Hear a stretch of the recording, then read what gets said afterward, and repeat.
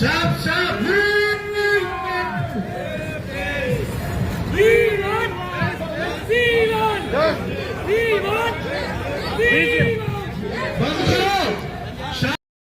ఉండేటువంటి కేంద్ర ప్రభుత్వాన్ని ఒప్పించి పార్లమెంట్ లో బిల్లు పెట్టకుండా బీసీలకి 42% రిజర్వేషన్ కు చట్టబద్ద ఆమోదం తెలపకుండా తెలంగాణ వాళ్ళు కాకుండా మొత్తం దేశంలో ఉండేటువంటి భారతీయ జనతా పార్టీ బీసీలని మరొక్కసారి మోసం చేస్తున్నది. 42% రిజర్వేషన్లని అడ్డుకుంటున్నది. అందుకని ఈ దొంగ నాటకాల్ని బయట పెట్టాల్సినటువంటి అవసరం ఇవాళ బంధు మరొక్కసారి చెప్తా ఉన్నది. ఇదే సందర్భంగా రాష్ట్ర ముఖ్యమంత్రి గారికి కాంగ్రెస్ పార్టీకి మేము చెప్పదలుచుకున్నది ఒకటే. మేము తీర్మానం చేశాం, అసెంబ్లీలో పాస్ చేయించాం. ఇక మేము బంద్ కూడా మా ప్రభుత్వం ఆర్టీసీ బస్సుల్ని ఆపేసి మేము మద్దతు ఇచ్చాము. ఇక మా పని అయిపోయింది. ఇక మేము చేయగలిసింది ఏం లేదంటే కుదరదు.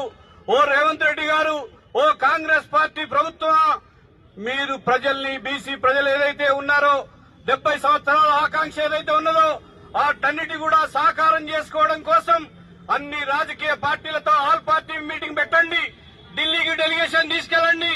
రాష్ట్రంలో ఉండేటువంటి అత్యధిక జనాభా 50% ఉన్నటువంటి బీసీలని ఈ ఉద్యమంలోకి వీధుల్లోకి తీసుకురండి. మీరు కేవలం అసెంబ్లీ తీర్మానం చేస్తేనో ఇంకొకటి చేస్తేనో కుదరదు. ఇవాళ ఈ బీజేపీ సర్కార్ మొండి సర్కార్ సతాయగానే ఇది బీసీలకు వ్యతిరేకమైంది, రిజర్వేషన్లకు వ్యతిరేకమైంది, మొత్తంగా భారత రాజ్యాంగానికి వ్యతిరేకమైనటువంటి ఈ పార్టీ. కాబట్టి 42% రిజర్వేషన్స్ ను ఇది ఆమోదించదు, అమలు చేయదు.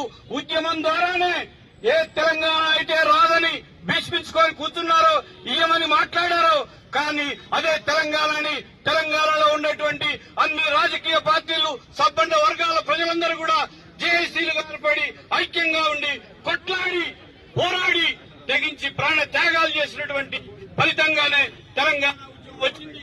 అందుకని తెలంగాణలో ఉండేటువంటి అన్ని రాజకీయ పార్టీలు, ముఖ్యంగా రాష్ట్ర ప్రభుత్వం కాంగ్రెస్ పార్టీ, ఇక్కడ ఉండేటువంటి రాజకీయ నాయకత్వాన్ని, ప్రజల్ని, కుల సంఘాలని ఏకం చేసి ఢిల్లీకి తీసుకెళ్లి కేంద్రం మెడలు వంచే విధంగా ఈ బంద్ ఏదైతే ఇవాళ సంపూర్ణంగా జయప్రదం చేసుకున్నామో దానికి మించి